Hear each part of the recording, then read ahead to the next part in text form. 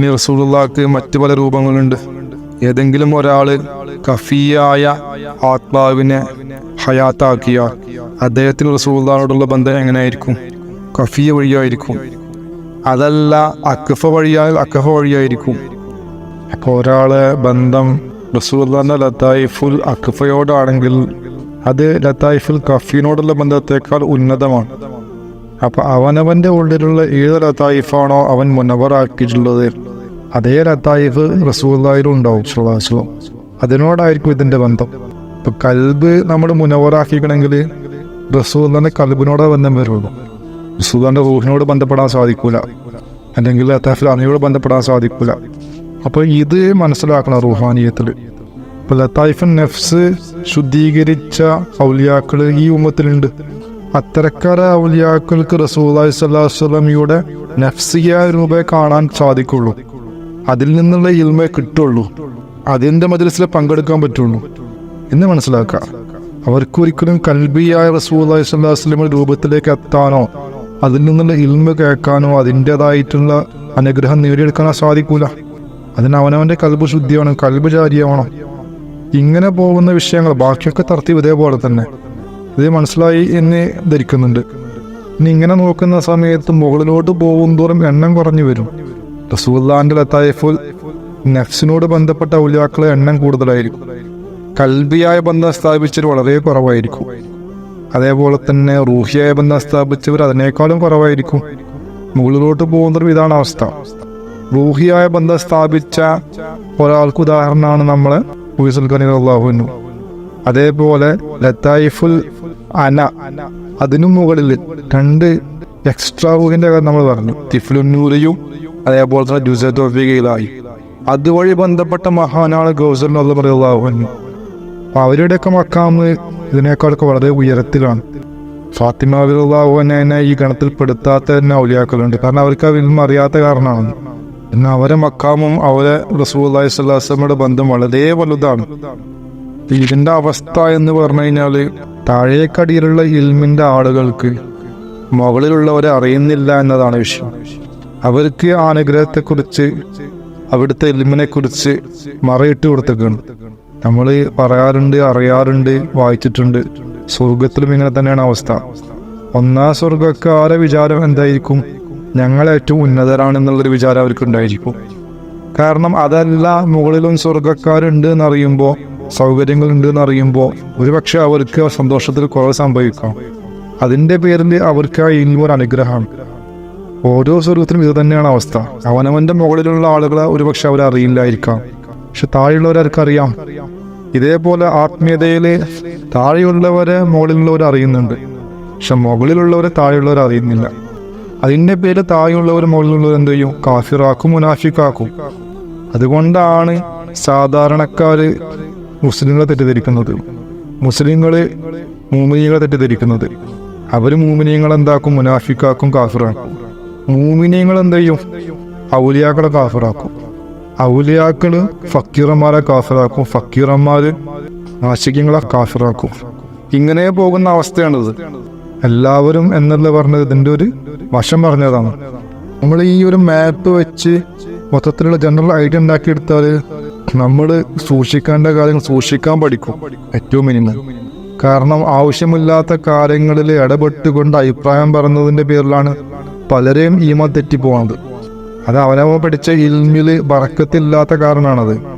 എന്തിനാണ്? ശരീഅത്തിന്റെ ഇൽമിൽ പോലും പഠിപ്പിക്കുന്നുണ്ടല്ലോ ഈ വിഷയങ്ങൾ. അസൂയ പാടില്ല, തെറ്റിദ്ധാരണ പാടില്ല, അഹങ്കാരം പാടില്ല, ഒരാളെ കൊച്ചാക്കുന്ന വർത്താനം പാടില്ല, നിസാരമാക്കാൻ പാടില്ല, ഇതൊക്കെ പഠിപ്പിക്കുന്നുണ്ട്. ഇതൊന്നും വായിക്കാത്ത ഒരു മുസ്ലിയാക്കന്മാരുണ്ടാവില്ല. എന്നിട്ട് അവർ ഈ വിഷയം ചെയ്യുന്നുണ്ട്. അവരുടെ സംസാരത്തിൽ പോലും മയമില്ലാത്ത സംസാരങ്ങളാണ്. അപ്പോൾ അതിനൊരു കാരണം പറഞ്ഞു, അത് ഞങ്ങളുടെ ബാധ്യത എന്നുള്ളത്. അവരുടെ ബാധ്യത എന്നുള്ള വിഷയം അവർക്കല്ല ബാധ്യത. കാരണം ഈ ഒരു വിഷയം നമ്മൾ ഏറ്റെടുക്കുന്ന സമയത്ത്, നേതൃത്വം ഏറ്റെടുക്കുന്ന സമയത്ത് സൂക്ഷിക്കേണ്ട പല വിഷയങ്ങളുണ്ട്. ആദ്യം സ്വയം വിലയിരുത്തലാണ്, ഞാനൊരു പണ്ഡിതനാണോ അല്ലേ എന്നുള്ളത്. ഞാനൊരു പണ്ഡിതനല്ല എന്ന് മനസ്സിലാക്കിയ സൂഫി ചിന്താഗതിയുള്ള പണ്ഡിതൻ എന്ത് ചെയ്യും? സമൂഹത്തിൽ നിന്ന് ഒറ്റപ്പെട്ട് താമസിക്കും, ഒറ്റപ്പെട്ട് ജീവിക്കും. എന്നാൽ അവർ ഭയഭക്തിയുള്ളവരാണ്, ഒരു ഔലിയാക്കളൊന്നും അല്ല, പക്ഷെ ഭയഭക്തിയുള്ള ഹക്കീക്കത്തിന്റെ ഹക്കായ പണ്ഡിതന്മാരാണ്. എന്നാൽ അതിന് ധൈര്യം കാണിക്കുന്ന പടു ജാഹിലിയങ്ങളാണ് ആധുനിക പണ്ഡിതന്മാർ. അവർക്ക് അള്ളാഹുവിൻ്റെ ഇൽമ അറിയില്ല, നാഫിയ ഇൽമ എന്താണെന്ന് അവർക്ക് അറിയില്ല. എന്നിട്ട് നാഫിയ ഇൽമിലെ കൊണ്ട് ചെന്ന് എത്തിക്കുന്ന ഇൽമ കൈവശം വെച്ചുകൊണ്ട് അതിൻ്റെ തന്നെ പരിപൂർണത നേടാതെ അവർ അള്ളാന്റെ ഔലിയാക്കളെ കുറ്റം പറയാൻ, ഇത് വലിയൊരു ആപത്താണ് അവർക്ക്.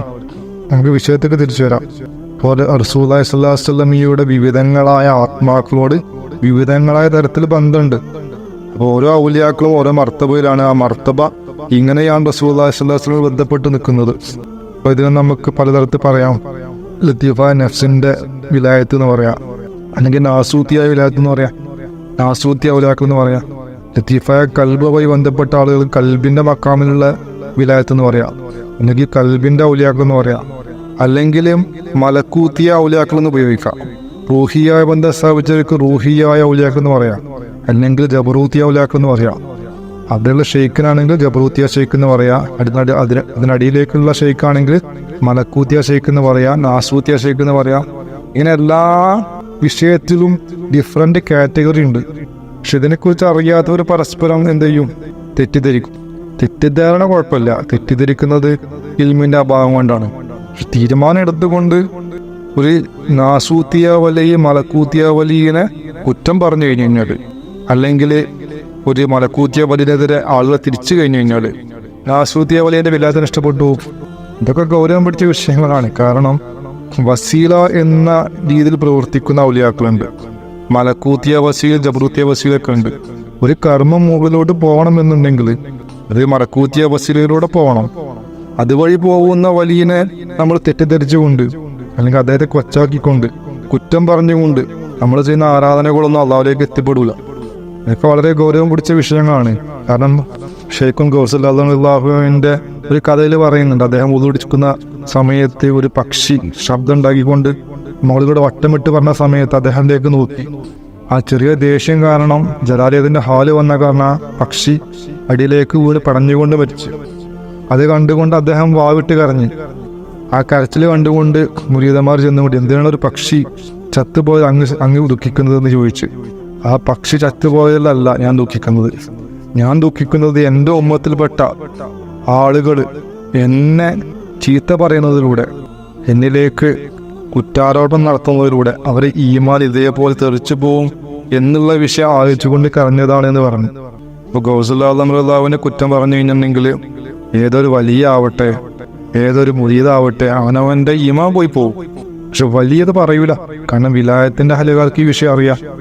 അതേപോലെ ഈ കാലഘട്ടത്തിലും ഉണ്ടാവും ഒരു വസീല. അത് മലക്കൂത്തിയ വസീലും ഉണ്ടാവും, ജബറൂത്തിയ വസീലൊക്കെ ഉണ്ടാവും. അതിനെ കുറ്റം പറഞ്ഞുകൊണ്ട് ഒരു വലിയ ഉണ്ട് എന്നുള്ളത് അസംഭവ്യമാണ്. അത് വലിയ ആയിരിക്കില്ല. അത് അദ്ദേഹത്തിന്റെ വിഷയത്തിൽ അദ്ദേഹം വഞ്ചിതനാക്കപ്പെട്ടതാണ്. ഷെയ്ത്താന്റെ വലിയായിരിക്കും. പക്ഷെ അദ്ദേഹത്തിന്റെ കണ്ണിൽ എന്തായിരിക്കും? അള്ളാഹുവിന്റെ വലിയായിരിക്കും. പക്ഷെ ഷെയ്ത്താന്റെ വലിയായിക്കൊണ്ട് അള്ളാഹുവിന്റെ വലിയായ രീതിയിൽ പ്രവർത്തിച്ചുകൊണ്ടിരിക്കുന്ന ഒരുപാട് ആളുകളുണ്ട്, പ്രത്യേകിച്ച് ഇന്ത്യയിൽ. ഇത് പരിശോധിച്ചറിയാൻ അവർക്ക് സാധിക്കൂല. അവരതിലേക്കുള്ള ഇൽമിലേക്കോ കാര്യത്തിലേക്കോ അവർ മുന്നേറൂല. കാരണം അത് മുന്നേറിക്കഴിഞ്ഞാൽ ഷെയ്ത്താൻ ക്ഷീണമാണ്. ഷെയ്ത്താൻ അതിനെ അനുവദിക്കൂല. കാലാകാലങ്ങളിൽ ഓരോ കാര്യങ്ങളും ഷെയ്ത്താൻ അവനെ സഹായിച്ചുകൊണ്ടിരിക്കും. ആ സഹായം കൊണ്ട് അവൻ തെറ്റിദ്ധരിക്കും അള്ളാഹുവിൽ നിന്ന് സഹായം വന്നെത്തുന്നുണ്ട് എന്നുള്ള നിലക്ക്.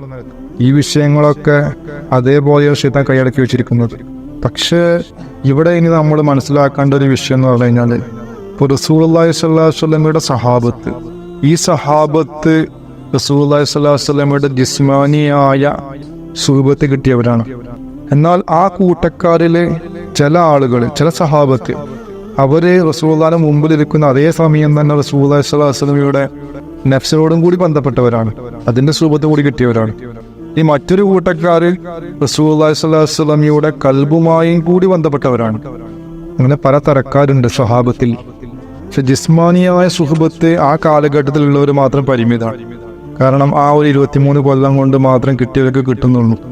പക്ഷെ അതിനുശേഷം ഉള്ള എല്ലാവർക്കും ബാക്കിയുള്ള എല്ലാം അവൈലബിൾ ആണ്. ലത്തീഫായ നഫ്സും ലത്തീഫായ കൽബും അതേപോലെ ലത്തീഫായ റൂഹും ഒക്കെ അവൈലബിൾ ആണ്. അത് ആർക്കും നേടിയെടുക്കാൻ പറ്റും.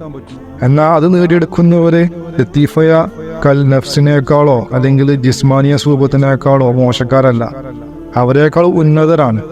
സഹാബത്തില് ലത്തീഫായ കൽബിന്റെ അല്ലെങ്കിൽ ലത്തീഫ നഫ്സിന്റെ ബന്ധമുള്ളവർ, വെറും ജിസ്മാനിയായ മാത്രം ബന്ധമുള്ളവരൊക്കെ ഉന്നതരാണല്ലോ. അതേപോലെ ഈ ഉമ്മത്തിൽ വരുന്ന റസൂലുള്ളാഹി സ്വല്ലല്ലാഹു അലൈഹി വസല്ലമയ്ക്ക് ശേഷം വരുന്ന ആളുകളാണെങ്കിലും അവരെ ബന്ധം എന്തിനോടാണോ അവരെന്തായാലും വെറും ജിസ്മാനിയായ സഹാബത്തിനേക്കാളും ഉന്നതരാണ്. അങ്ങനെ അല്ലാതെ എങ്ങനെയാണ്? ജിസ്മാനിയ സുഹബത്ത് കുറച്ചു കാലത്തേക്കേ ഉള്ളൂ. ജിസ്മ് പരിമിതമാണ്, ജിസ്മിലൂടെ വരുന്ന ഇൽമുകളും പരിമിതമാണ്. പക്ഷെ റൂഹിയായ ഇൽമു, റൂഹിയ അനുഗ്രഹം, റൂഹിയായ സുഹബത്ത് ഇതിനേക്കാളും മികച്ചതാണ്. ഏതൊരാളെ റൂഹ് എടുക്കുകയാണെങ്കിലും ജിസ്മ എടുക്കുകയാണെങ്കിലും നമ്മൾ പരിഗണിക്കുന്ന സമയത്ത് രണ്ടും കമ്പയർ ചെയ്യുമ്പോൾ എന്തായാലും റൂഹാണല്ലോ മുകളിൽ വരുന്നത്, റൂഹാണല്ലോ ഏറ്റവും വലിയ മഹത്തുള്ളത്. അങ്ങനെ പറയുമ്പോൾ റസൂലുള്ളാഹിന്റെ റൂഹാണല്ലോ ജിസ്മിനേക്കാൾ മഹത്വം. റൂഹിന്റെ സ്വരൂപത്തിൽ കിട്ടിയവരാണ് ജിസ്മിന്റെ സ്വരൂപത്തിനേക്കാൾ ഉന്നതര്. അത് സ്വഭാവത്തിലാണെങ്കിലും അല്ലെങ്കിലും. പിന്നെ ഈ പറയുന്ന സ്വരൂപത്ത് കിട്ടിയവരൊക്കെ സഹാബത്ത് തന്നെയാണ്. ജിസ്മിന്റെ സ്വരൂപത്തിൽ കിട്ടിയവരും റൂഹിന്റെ സ്വരൂപത്തിൽ കിട്ടിയവരൊക്കെ സഹാബത്ത് തന്നെയാണ്. പക്ഷെ അസൽ സഹാബത്ത് എന്ന് റസൂലുള്ളാഹി പറയുന്ന സമയത്ത് എന്റെ സഹാബത്ത് എന്ന് പറയുന്ന സമയത്ത് റസൂലുള്ളാഹി ഉദ്ദേശിക്കുന്നത് ഈ സ്വരൂപത്തിൽ കിട്ടിയവരൊക്കെ എല്ലാവർക്കും കൂടിയാണ്. അതല്ലാതെ ജിസ്മാനിയായിട്ട് മാത്രം പരിമിതപ്പെടുത്തിയിട്ടില്ല. അങ്ങനെയാണെങ്കിൽ റസൂൽ അങ്ങനെ പറയില്ല, എന്റെ സഹാബത്ത് നക്ഷത്ര തുല്യരാണ്, അവരിൽ ആരെ പിടിച്ചാൽ നിങ്ങൾക്ക് ഹിദായത്ത് കിട്ടുമെന്ന് പറയില്ല. കാരണം ലാഹിറായിട്ട് കാണുന്ന സഹാബത്ത് ഒരു പക്ഷെ സഹാബത്ത് അല്ലായിരിക്കാം, മുനാഫിക്കായിരിക്കാം. അതും വെച്ചുകൊണ്ട് ഒരാൾ സഹാബത്തിന് പോയി പിടിച്ചു കഴിഞ്ഞു കഴിഞ്ഞാൽ ഒരു പക്ഷെ മുനാഫിക്കാണെങ്കിൽ അയാളിൽ നിന്നും എന്ത് കിട്ടാനാണ്? ഒരിക്കലും ഈമാൻ കിട്ടൂല. ഈമാൻ കിട്ടണമെങ്കിൽ ആ സഹാബത്തിന്റെ ഉള്ളിലുള്ള ലത്തായിഫുൽ നഫ്സ്, ലത്തായിഫുൽ ഖൽബ് ഇതൊക്കെ മനസ്സിലാക്കിയിരിക്കണം. അങ്ങനെ ആ ലത്തായിഫിന്റെ വശത്ത് കൂടിയുള്ള ബന്ധം ഉണ്ടാവണം. അങ്ങനെ ബന്ധമുള്ളവരാരാണ്? അള്ളാന്റെ ഔലിയാക്കളാണ്. ഈ അള്ളാന്റെ ഔലിയാക്കൾ മുഴുവൻ സുഹബത്ത് നേടിയവരാണ്. ഒന്ന് റസൂലുള്ളാഹിന്റെ ഖൽബിനോട്, അല്ലെങ്കിൽ റൂഹിനോട്, അല്ലെങ്കിൽ അനയോട്, ഏതെങ്കിലും ഒന്നോട് സുഹബത്തുള്ളവരാണ്. ആ സുഹബത്ത് വഴി ബന്ധം സ്ഥാപിച്ചവർക്ക് എന്തിട്ടു ഹിദായത്ത് കിട്ടും. അവരാണ് നക്ഷത്ര തുല്യര്. സഹാബത്തിലുള്ള അത്തരം ആളുകൾ സഹാബത്തിൽ നക്ഷത്ര തുല്യരാണ്. വെറും ജിസ്മിനെ മാത്രം പരിഗണിച്ച് റസൂലുള്ളാഹി പറയില്ല.